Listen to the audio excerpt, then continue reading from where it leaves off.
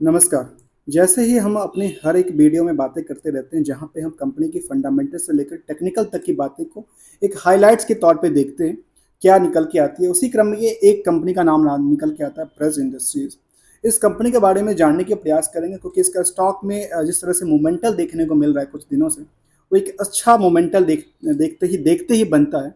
इस कंपनी के बारे में थोड़ा-सा हम जानने के प्रयास करेंगे, जिसमें कि रेशियोज़ क्या निकल के आती है, साथ में इसका मार्केट का रिएक्शंस किस तरह के होते हैं, क्योंकि इसके चार्ट देखेंगे तो चार्ट में इनका कुछ लाजवाब चार्ट निकल के आती है। चार्ट में ऐसा कुछ कहने वाली बात नहीं है, जहाँ पे कुछ रेजिस्टेंस की बात होती है और यहाँ पे रेजिस्टेंस की बात कहीं होती नहीं है और सपोर्ट तो काफ़ी सारा बचा हुआ है। साथ में हम इसके पहले जानते हैं इस कंपनी के बारे में। प्रज इंडस्ट्रीज़ के बारे में कहती है, we have one earth, one home, one future. इनका टैगलाइन यही चलती है। और कंपनी बेसिकली करती क्या है, इसके बारे में देखो तो बिजनेस लाइन इनके पास क्या है। ये प्रेस हाई प्योरिटी सिस्टम्स बनाती है कुछ, जिसमें कि बायो एनर्जी है, प्रेस हाई प्योरिटी सिस्टम्स, साथ में देखा जाए critical process equipments and the skins kids के लिए करती है काम। और वेस्ट वाटर ट्रीटमेंट का काम करती है, जो कि आजकल बड़ा न्यू जनरेशन के हिसाब से बड़ा इम्पोर्टेंस चीज़ होती है, जहाँ पे वाटर आजकल जो है वो अच्छे वाटर्स नहीं होते हैं, उसको वेस्ट वाटर को ट्रीटमेंट करती है। साथ में देखा जाए तो प्रेस मैट्रिक्स R&D सेंटर इनके पास है, जहाँ पे रिसर्च एंड डेवलपमेंट का काम किया जाता है। इंजीनियरिंग रिसोर्स भी प्रोवाइड करती है। साथ में देखने में manufacturing engineering, project management, supply chain management, operations and maintenance का काम, साथ में देखो जो R&D, इस तरह के सर्विसेज उनके पास अवेलेबल है, जो कि मार्केट में डिमांडेबल ज़्यादा है। जिस तरह की डिमांड ज़्यादा, मार्केट एक्सपेक्टेशन करती है इस तरह की चीज़ों को। इसमें देखा जाए तो प्रेस इंडस्ट्रीज की जो स्टॉक प्राइस है नियरली 700 के आसपास पहुंचा है। साथ में देखेंगे इसका क्या निकल के आती है चार्ट। दोस्तों, सबसे पहले एक इम्पोर्टेंट बात, यदि आपने मेरा चैनल को सब्सक्राइब नहीं किया है तो प्लीज़ बेल आइकन साथ में सब्सक्राइब बटन को क्लिक कर लीजिए, क्योंकि इसी तरह के लेटेस्ट वीडियो देखने के लिए आपके पास नोटिफिकेशन आते रहेंगे। जानते हैं क्योंकि इस कंपनी के बारे में, तो इसके 52 की हाई की बात करें तो 772 के आसपास निकल के आता है। लो की बात करें तो 365 के आसपास निकल के आता है। अर्थात गिरते हुए क्रम में थोड़ा सा भी स्टॉक एवरेज के आसपास निकल के आती है। हम इसके एवरेज की चर्चा करेंगे, क्या एवरेज वैल्यू निकल के आती है। इसकी फंडामेंटली में थोड़ा सा पहले जानते हैं, फिर हम जान चलेंगे इसके शेयर होल्डिंग और बाकी स्टेप बाय स्टेप। जो इसके स्टॉक किसी कंपनी को स्टॉक को जानने से पहले उसको जो हम जानते हैं उसी को एक इंस्पेक्शन के तौर पे समझने का प्रयास करते हैं। तो आरओई निकल के आता है करीब 22 के आसपास, सीबी की बात करूँ तो 10 के आसपास, और पीवी की बात करूँ, पी की बात करूँ तो 45 के आसपास निकल के आती है। बीएससी के 500 का बकेट के अंदर आती है। और देखा जाए तो इंडस्ट्रियल प्रोडक्ट बनाती है कंपनियाँ। चलते हैं आगे और आगे समझते हैं इसके बारे में, जहाँ पे चार्ट में हम देख पा रहे हैं कि चार्ट में क्या लग रहा है। चार्ट में एक लग रहा है कि लगातार स्टॉक ने जबकि एक जंप लगाती है स्टॉक, करीब करीब देखा जाए तो करीब 80 डिग्री के आसपास का ग्राफ क्रिएट करती है। उसके बाद दोबारा मार्केट एक एवरेज के आसपास खड़ी होती है। उसके बाद दोबारा जंप करती है, फिर से देखा जाए तो ये एवरेज के आसपास ही फिलहाल जंप करती नजर रखी। फिलहाल जो जंप था वो काफ़ी अच्छा जंप रहा, और लगता है कि 52 की हाई इसने रिसेंटली अभी ब्रेकआउट किया था ना, शायद। अभी देखा जाए तो मैं ज़रा देखूँ 52 की हाई कब तोड़ा था इसने। देखा जाए तो इसने आज ही 52 की हाई को इसने तोड़ा था, जो कि 712 है। और आज का दिन टाइम ही 712 का ओपन क्लोज हाई प्राइस की वैल्यूशन करती नजर आती है। चलते हैं इसके चार्ट में देखें दोबारा, जहाँ पे 5 दिन के चार्ट में क्या दर्शाती है। 5 दिन के चार्ट में ये दर्शाती है स्टॉक लगातार 5% के सर्किट से उछलता कूदता निकल आता है। यहाँ से देखा जाए तो यहाँ पे सीधे कट निकल के आता है, और इस हिसाब से देखा जाए तो स्टॉक ने यहाँ तक की मोमेंटल अच्छी खासी दिया है, और इस हिसाब से आगे मोमेंटल देखती ही बनती है। जहाँ पे हमने एक एक्सपेक्टेशन चार्ट लिया है, जो कि इस तरह के चार्ट्स आगे आने वाले समय में हो सकता है। इसकी प्राइस आप समझ सकते हैं, इसकी बेसिस पे प्राइस किस लेवल तक जाएगा। ऐसा 1 महीने के चार्ट, 3 महीने के चार्ट और 6 महीने तक की ट्रेंडिंग की हमने बात की, तो 6 महीने की ट्रेंडिंग में काफ़ी अच्छा मोमेंटल देखने को मिलता जा रहा है स्टॉक में। इसमें क्या निकल के आता है, लेटेस्ट अपडेट की तरफ देखा है तो यहाँ पर इन्वेस्टर्स मीटिंग जो हुआ था उसका आउटकम निकल के आया था 5/6 को। अभी लेटेस्ट कोई अपडेट नहीं है उसके बाद। और कॉर्पोरेट एक्शन की तरफ ध्यान दिया जाए तो यहाँ पे डिविडेंड की पार्ट पिछले साल तक की थी, अभी फिलहाल इसका एजीएम के टाइम पे लगता है डिविडेंड की डिक्लेरेशन करती है, और वो अभी वेटिंग में है। और देखा है तो ₹4.5 का डिविडेंड दिया था कंपनी ने पिछले साल में, इस हिसाब से थोड़ा सा देना ही चाहिए इसको, ऐसा एक्सपेक्टेशन है। रिजल्ट की तरफ ध्यान देकर देखा जाए तो रिजल्ट की तरफ अच्छा खासा मोमेंटल इस कंपनी के देखने को आई है, जहाँ पे करीब 839 करोड़ के आसपास का रिवेन्यू जनरेट किया, जो कि प्रॉफिट की पार्ट थी वो आसपास ही रही है, उसमें कोई बड़ा मोमेंटल नहीं था, नियरली 4 करोड़ के आसपास इंक्रीमेंट हुआ। ऑपरेटिंग प्रॉफिट मार्जिन थोड़ा सा घट गया, लेकिन नेट प्रॉफिट मार्जिन में भी थोड़ा सा गिरावट देखने को मिलती है। लेकिन चार्ट जो है स्टॉक की ये फंडामेंटली और फंडामेंटली बेसिकली सपोर्ट करती है किसको, चार्ट को, मार्केट के ट्रेंड को। बेसिकली दोनों की अलग अलग बातें होती है, क्योंकि ये एक फंडामेंटली चीज़ है, कंपनी की क्या बिजनेस है, क्या मॉडल्स है, क्या निकल के आती है, और जो चार्ट है वो चार्ट रेगुलर बेसिस पे मार्केट ट्रेडिंग वाला मार्केट है, जहाँ पे ट्रेडिंग होती है। ये अलग एक मार्केट है, ट्रेडिंग की मार्केट, जिस दुनिया में इस तरह के चार्ट निकल के आती है। चलते हैं आगे, उसको समझते हैं जरा इसके, और जहाँ पे हम क्वार्टरली रिटर्न के कंपेयर करके निकल के आए, उससे पहले एक चीज़ देखें, जहाँ पे बुक वैल्यू की बात हम करें तो बुक वैल्यू निकल के आती करीब 70 रुपये के आसपास, और स्टॉक की प्राइस निकल के आती करीब 700, अर्थात 10 गुना से हिसाब से ज़्यादा आगे की मोमेंटल देखते ही बनती है स्टॉक में।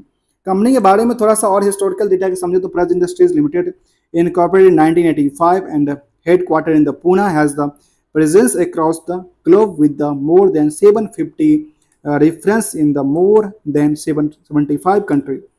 75 कंट्री में कामकाज करती है। The began in the superior of the ethanol plants, इसके बाद ethanol plant today is the global company providing various solution with the focus on the environment, energy and agri product industries, जिसकी demand market में है, जहाँ पे ethanol जो बनती है वो किससे बनती है, ईख से बनती है, और इसके लिए ज़रूरत चीज़ें चलती रहती है। चलते हैं आगे और समझते हैं इसके बारे में, जहाँ पे इसकी क्वार्टरली डेटा की चलते हैं तो उसमें निकल के आती है जो करीब 1000 करोड़ के आसपास का इसका मॉडल रहा, जो कि पिछले क्वार्टर से काफ़ी इंक्रीज रहा, और इससे देखा जाए तो टॉप ऑफ द ईयर अभी तक का डेटा में निकल के आई है। दूसरी तरफ इसका ऑपरेटिंग प्रॉफिट देखो तो करीब 13% के आसपास top of the quarterly basis पे रहा। प्रॉफिट की बात करें तो प्रॉफिट करीब 92 करोड़ के आसपास, जो भी कभी टॉप ऑफ द ईयर अभी तक का हिस्टोरिकल डेटा में रहा है इसका क्वार्टरली बेसिस के हिसाब से। अब ईयरली बेसिस के डेटा को कंपेयर करें तो निकल के आती है ईयरली बेसिस में कंपनी का परफॉर्मेंस पिछले साल से थोड़ा सा डाउन साइड देखने को मिला, क्योंकि पिछले साल करीब 3500 करोड़ के आसपास का, तो यहाँ पर थोड़ा सा डाउन साइड है, करीब 40 और 28 करीब 60 करोड़ के आसपास के यहाँ पे डाउन साइड देखने को मिला। ऑपरेटिंग प्रॉफिट की बात चर्चा करें तो यहाँ पे 11% जो कि पिछले साल से इंक्रीज किया है। इसके बाद देखा जाए तो ये निकल के आती है कंपनी में जो कि नेट प्रॉफिट की चर्चा करें 283 करोड़ के आसपास, जो कि इससे पहले कभी भी कंपनी में इस तरह की प्रॉफिट देखने को नहीं मिले। अर्थात इसका प्रॉफिट रेवेन्यू कम भी हुआ, लेकिन ऑपरेटिंग प्रॉफिट ज़्यादा होने की वजह से जो है बाकी जो चीज़ें हैं वो इंक्रीज करती नज़र आ रही है। इसको समरी तौर पर देखा जाए तो निकल के आती है, जो कंपाउंड सेल्स की तरफ ध्यान दिया जाए तो कंपाउंड सेल्स इसका अच्छा खासा ग्रो किया है, करीब 25% 39% के आसपास। प्रॉफिट ग्रोथ की बात करें तो प्रॉफिट ग्रोथ भी अच्छा खासा जंप करता नजर आ रहा है, यहाँ पे 52% के आसपास निकला है। स्टॉक प्राइस CGR के साथ देखा जाए तो ये भी अच्छा खासा एक साल में करीब 80% का आसपास तक जंप किया है। रिटर्न इक्विटी की बात करें तो ये भी अच्छा परफॉर्म, मतलब कोई भी चीज़ यहाँ पे काटने वाली बात नहीं है, हर जगह पे एक अच्छा संकेत नज़र आती है, जहाँ इसी वजह से स्टॉक इस तरह की चीज़ों को एक सपोर्ट लेबल देता है, एक सपोर्टिंग प्रोवाइड करता है मार्केट को टेक्निकल ट्रेंडिंग की तरफ आगे भगाने के लिए। और यहाँ पे देखा जाए तो हम इसको देखें तो अभी इसने जो है चार्ट में क्या निकल के आता है, चार्ट में निकल के आती है जो नियरली जो ब्रेकअप था इसके आसपास का वैल्यूएशन को उसने ब्रेकआउट किया था यहाँ पे, और उसी अमाउंट पे आके टूटा था। उसके बाद दोबारा इसने इतनी अच्छी खासी मोमेंटल देखती ही बनती है, जहाँ पे 700 के आसपास तक के प्राइस देखने को लग गई। यहाँ पे अच्छी खासी जंप लगातार डे बाय डे देखेंगे तो इसमें सर्किट ही सर्किट लगता नज़र आ रहा है, जो कि एक बॉटम लेवल के आसपास कामकाज करती नज़र आ रही थी। यहाँ से लंबी इसमें उछाल देखने को मिली है स्टॉक में। अब चलते हैं शेयर होल्डिंग की तरफ, जहाँ पे 32% एक 33% ही होल्डिंग प्रमोटर होल्ड करते हैं, बाकी जो होल्डिंग है वो करीब जो है पब्लिक के पास होल्डेड है, और पब्लिक इसके ऊपर क्या सोचती है उसको समझने के प्रयास करेंगे। चलते हैं थोड़ा सा इसके प्रति और देखते हैं यहाँ पे इसके पास जो थी वो क्या क्या काम करती है, दोबारा देखें याद रखने के लिए। बायो एनर्जी पे काम करती है, साथ में देखा जाए प्रेस हाई प्योरिटी सिस्टम पे काम करती है, तीसरा है ब्रीवरेज एंड ब्रीवरेज पे काम करती है, साथ में देखा जाए उनके पास क्रिटिकल प्रोसेस इक्विपमेंट्स का काम करती है, वेस्ट वाटर ट्रीटमेंट का काम करती है, जिसका नाम है प्रज इंडस्ट्रीज, जो कि इस तरह के काम में एक मास्टर्स निकल के आती है चीज़ों को। चलते हैं आगे और समझते हैं इसमें शेयर होल्डिंग पैटर्न को। शेयर होल्डिंग पैटर्न में क्या निकल के आती है, शेयर होल्डिंग पैटर्न में निकल के आती है। प्रमोटर के पास जो होल्डिंग है उसमें डॉक्टर प्रमोद चौधरी और ये कुछ चौधरी परिवार के लोग हैं, जहाँ पे 21% 7% की होल्डिंग निकल के आती है। आगे क्या कहती है, आगे कहती है इसके बारे में, जहाँ पे एफआई की पोजीशन करीब 18% के आसपास है, अर्थात यहाँ देखा है तो डीआई से ज़्यादा जो पोजीशन है वो एफआई ने रखा हुआ है। और डीआई की बात करें, डीआई में यहाँ पे निपॉन्स लाइफ, कैनरा और साथ में देखा है तो यूटीआई मिड कैप्स फंड कुछ इन्वेस्टेड है। साथ में देखा है तो फ्रैंकलिन इंडिया, कुछ ही ऐसे गिने चुने नाम, आदित्य बिरला सन लाइफ, कुछ नाम सुनने के आते हैं। इसमें यदि हम 34% के आसपास, इसको 35% मान लेते हैं क्योंकि 34 से ज़्यादा है, 35% पोजीशन है आम पब्लिक, आम इन्वेस्टर के लिए है, जो कि रिटेल इन्वेस्टर के तौर पे कामकाज करते हैं।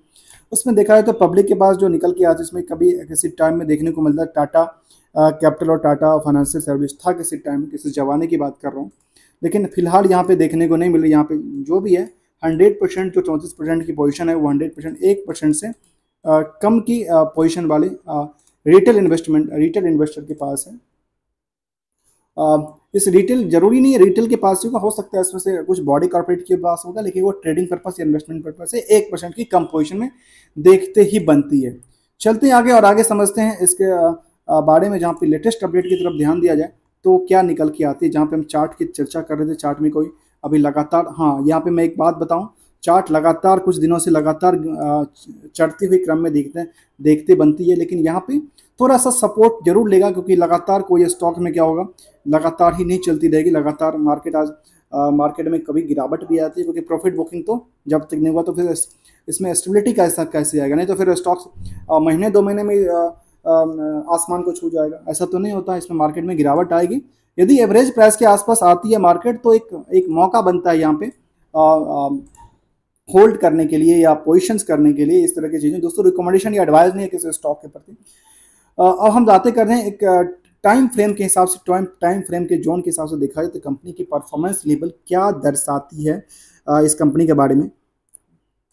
आगे देखते हैं इसके बारे में क्या निकल के आते हैं, जहाँ पे कंपनी के परफॉर्मेंस लेवल जो है पिछले 10 साल में एक टाइम फ्रेम के हिसाब से 951% के आसपास, 5 साल में 413%, 3 साल में, और ये हमेशा टाइम टू टाइम ना वेरी करता रहता है। इसको ये फिक्स नहीं होता, क्योंकि ये मार्केट कभी बुल मार्केट से बियर मार्केट की तरफ कंपेयर किया जाता है तो फिर वहाँ पे परसेंटेज ऑफ जो है ग्रो निगेटिव दिखता है। कई बार जो है बियर मार्केट से बुल मार्केट की तरफ कंपेयर किया जाता था, उसमें क्या होगा, परफॉर्मेंस लेवल अच्छा निकल के आता है। वही क्रम की बात करने वाले, जहाँ पे 6 महीने और 1 साल तक में अच्छी खासी 80% तक का जंप दे चुका है। और ये एज पर द मैं इससे जो स्टॉक मार्केट इसलिए अच्छा होता है क्योंकि स्टॉक मार्केट में पैसे, क्योंकि बैंक एफडी से कंपेयर करके नहीं निकलता है, जो पूरे साल में 8% से 10% निकलती है, तो यहाँ पूरे साल में 60% की रिटर्न बनी है पिछले 1 साल के दौरान, जो यहाँ पे डेटा एज ऑन डेटा, चाहे मार्केट बुलिश हो चाहे मार्केट बेरिश हो। लेकिन यदि बुलिश मार्केट यदि बेरिश मार्केट के कंपेयर करके देखा है तो इससे सपोज लेते हैं, यदि किसी ने यहाँ पे पोजीशन बनाया था, पोजीशन सोचिए कितना, इनको 4 से 5 ट्रेडिंग सेशन में कितना जंप होता है, करीब करीब 25-30% का जंप हो जाता है इस पोर्टफोलियो के हिसाब से।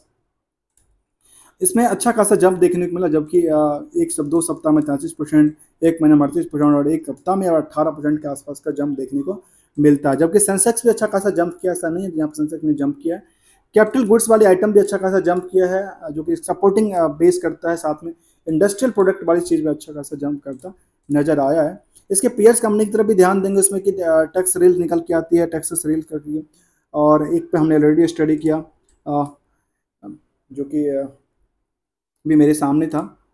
चलते हैं आगे और समझते हैं इसमें, और लेटेस्ट इसमें केस स्टडी के ऊपर आ रही थी इन्फॉर्मेशन, वो केस स्टडी क्या निकल के आती है।